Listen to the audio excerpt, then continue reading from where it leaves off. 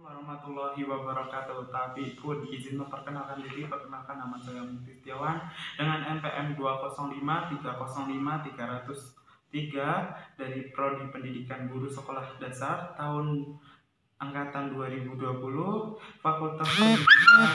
Fakultas Keguruan dan Ilmu Pendidikan Universitas Lampung.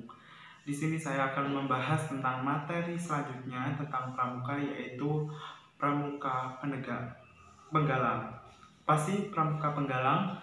Ya, pramuka penggalang adalah tingkatan dari pramuka setelah siaga, yaitu dari SD mau menuju ke SMP. Itu adalah pramuka penggalang. Biasanya anggotanya berumur 11 sampai 15 tahun.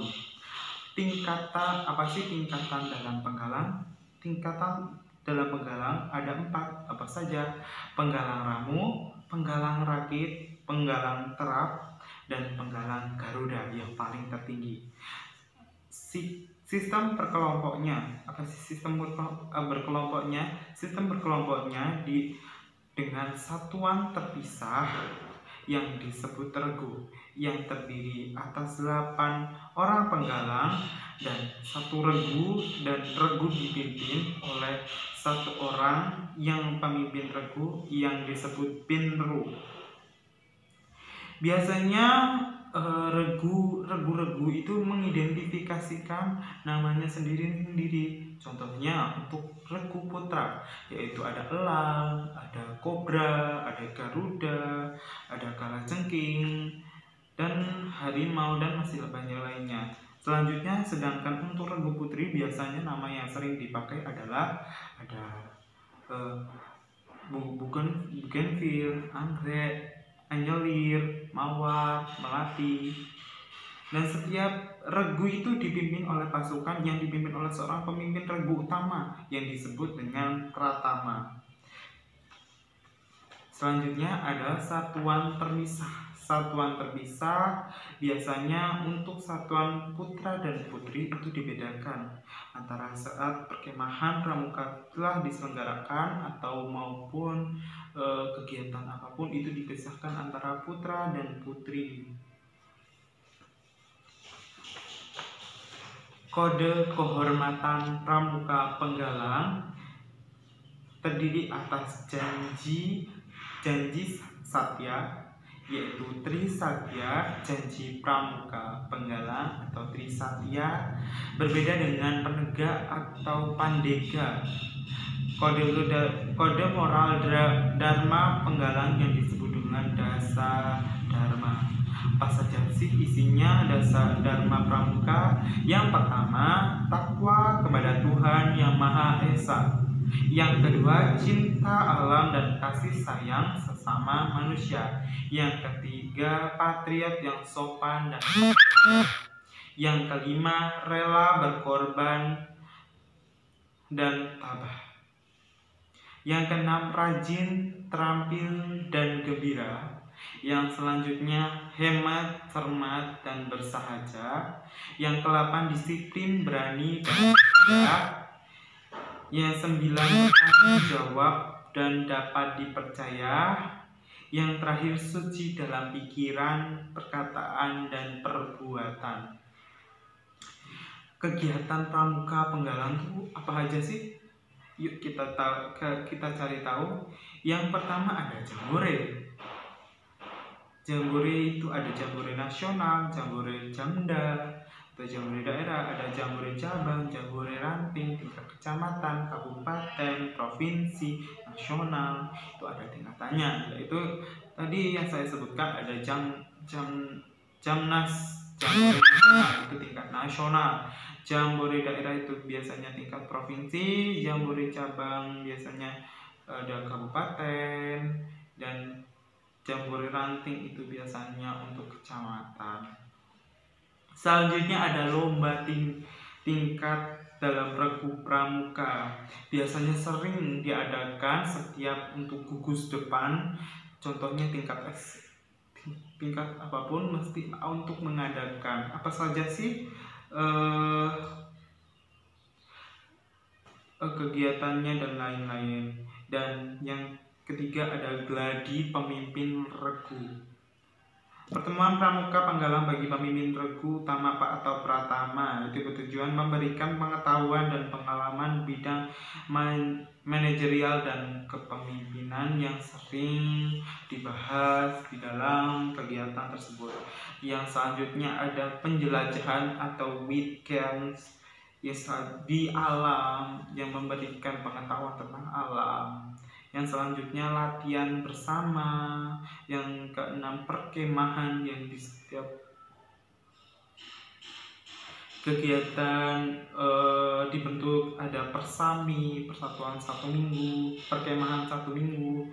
Yang kedua perjusami, perkemahan Jumat Sabtu Minggu, dan perkemahan libur dan yang sejenisnya. Yang terakhir aja adalah Jamboree on the Air and Jamboree on the Internet. Selanjutnya ada pengertian syarat kecakapan umum penggalang atau SKU. Apa sih itu tersebut? Adalah kurikulum pendidikan kepramukaan yang wajib dipenuhi oleh seorang calon anggota gerakan pramuka atau calon pramuka penggalang untuk memperoleh tanda kecakapan pramuka.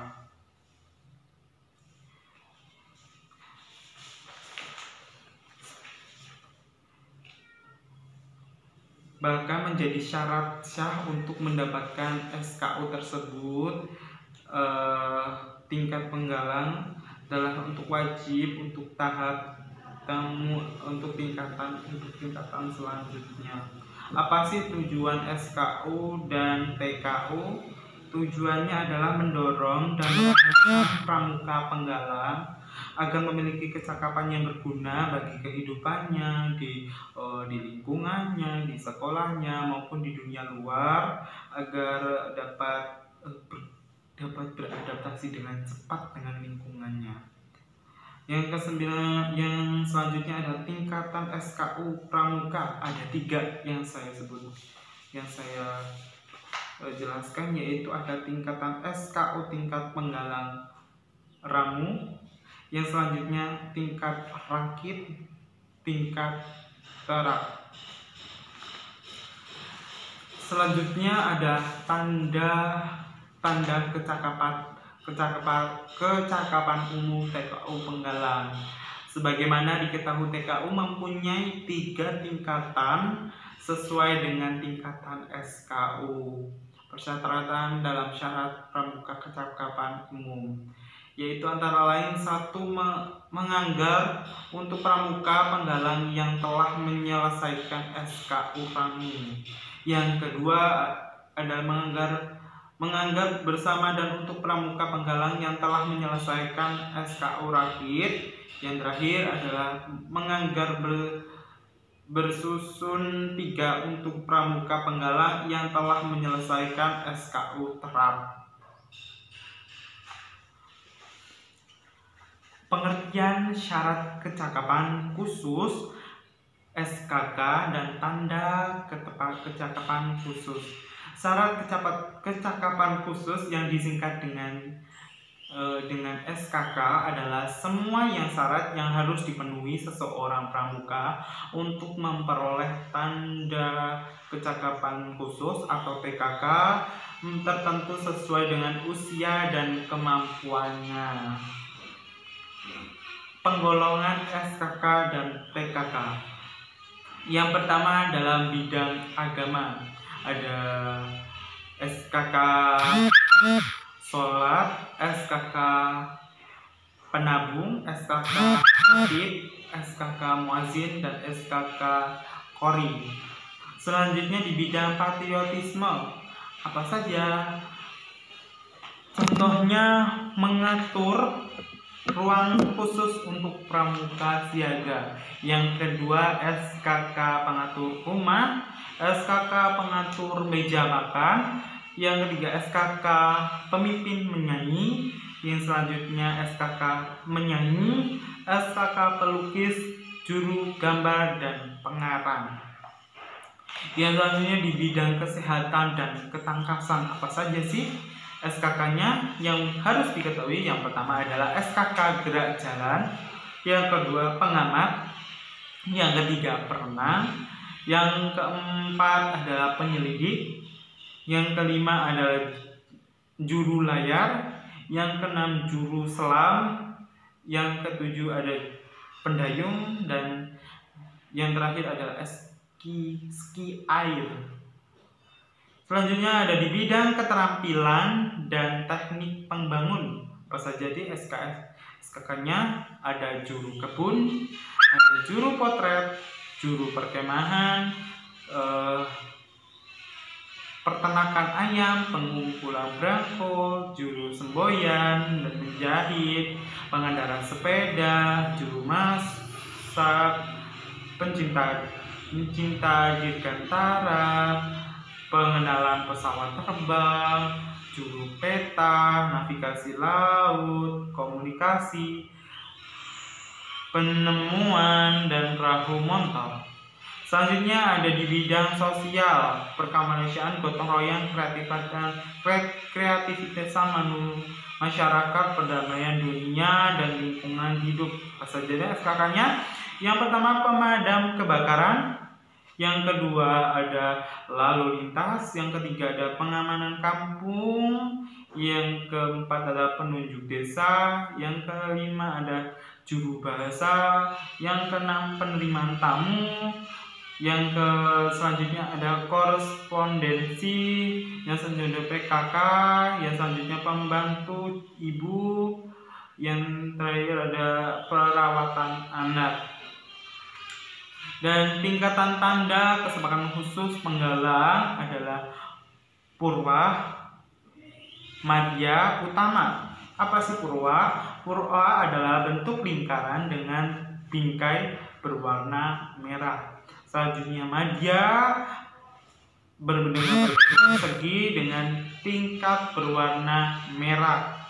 Dan yang terakhir ada Utama berbentuk segi 5 dengan bingkai berwarna merah. Itu dia materi yang saya sampaikan, semoga bermanfaat ke depannya untuk pramuka penggalang. Saya akhiri. Assalamualaikum warahmatullahi wabarakatuh.